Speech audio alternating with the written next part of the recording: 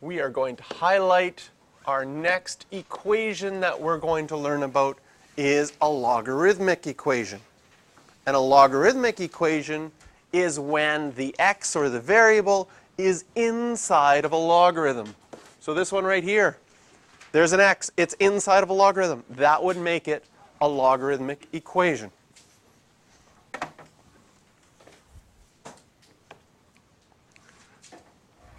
Now, when we first learned our log laws, we did a lot of simplifying and combining as a single logarithm. And then after we did that, then the next questions were like expand completely or write in terms of log A, log B, log C.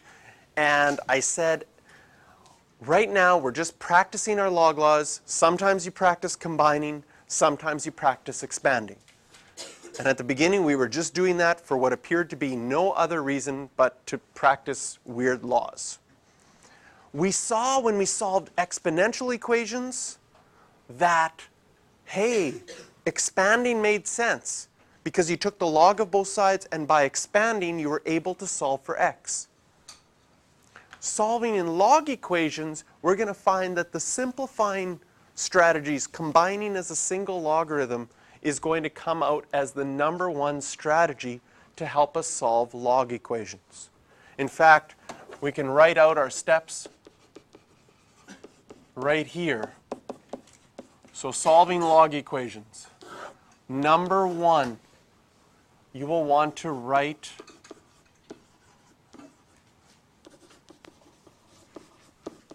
everything with a single logarithm. In other words, you're going to simplify. So all of those strategies that we use to combine things to a single logarithm, the reason for that is coming up for solving log equations. Once you've written it as a single logarithm, #2, you're going to use your definition of a logarithm, and you're going to change your log equation into exponential form. Now I'm going to take step 2.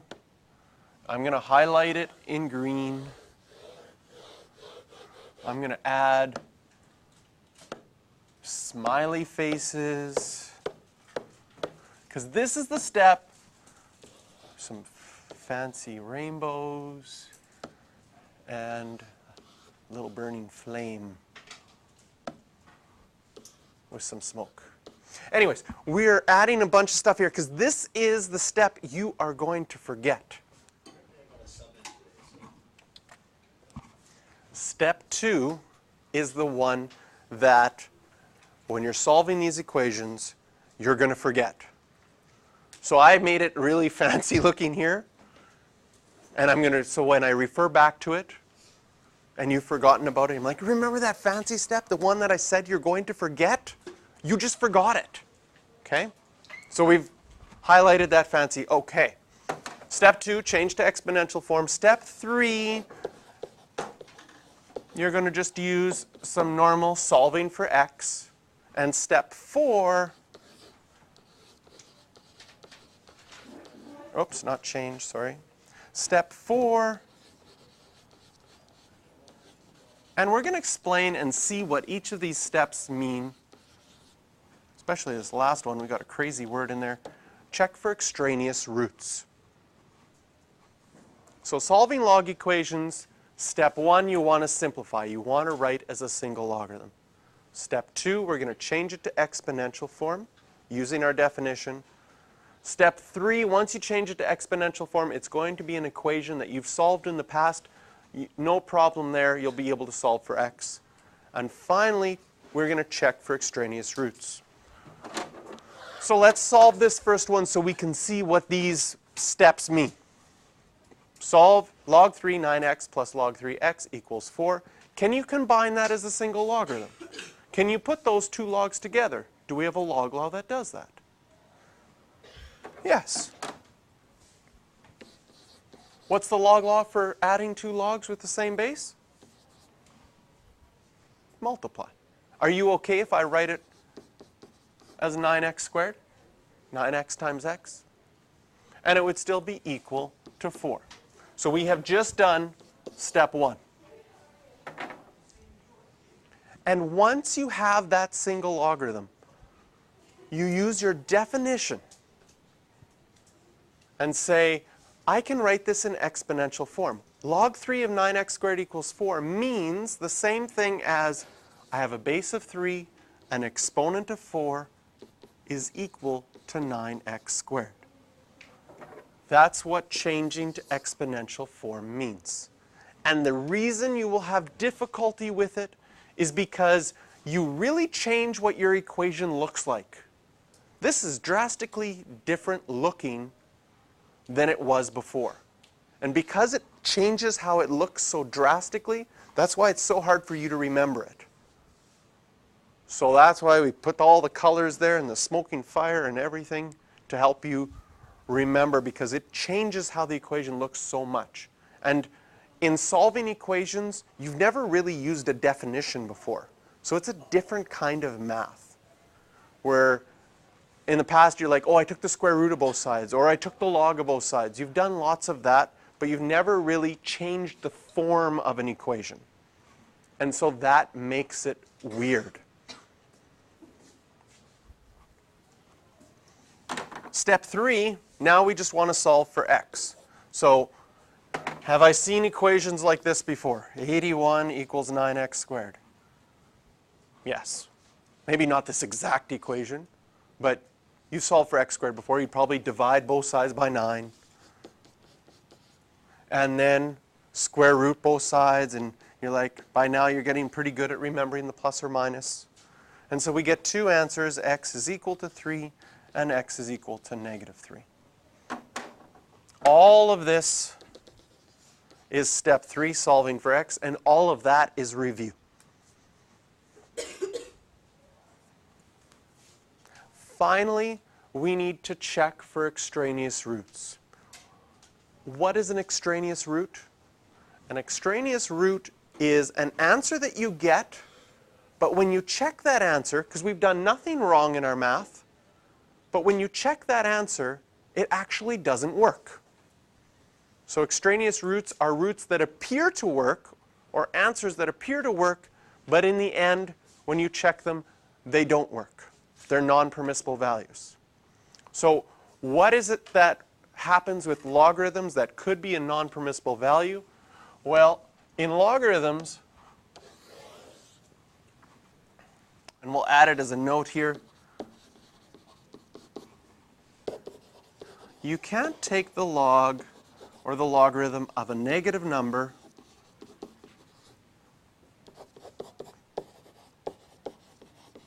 or 0. If you think of all of your log graphs, all of your log graphs have an asymptote at x equals 0.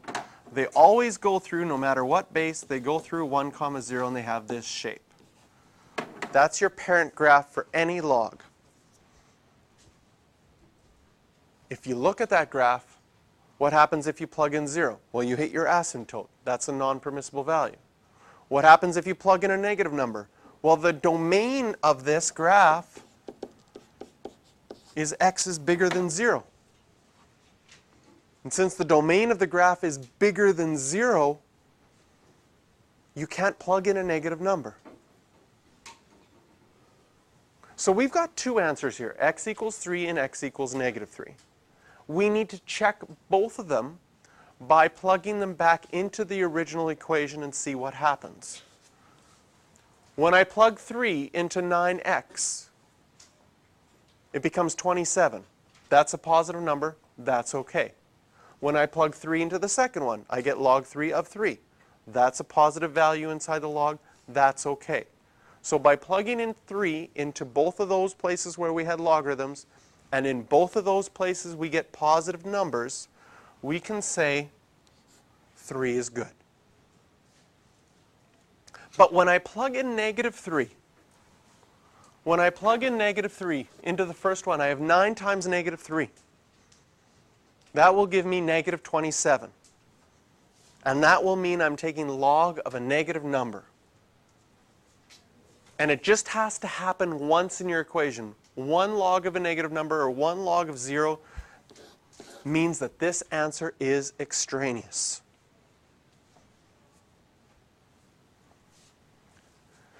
On your final exam, on all of your tests, they need to see that you have canceled out the extraneous root.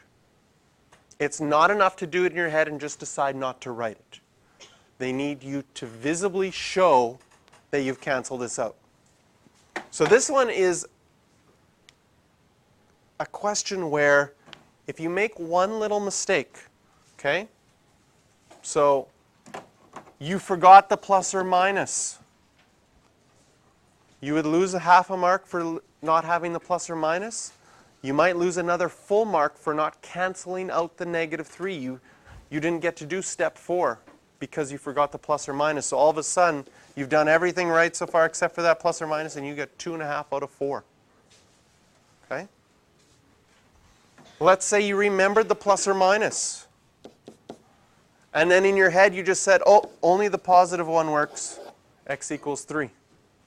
You would still lose marks because you haven't showed that you crossed out the -3. They're really fussy with this on the final exam. So this isn't good enough. Even though in your head you're saying, I only know the positive one works, you need to show that you have purposefully canceled out the -1.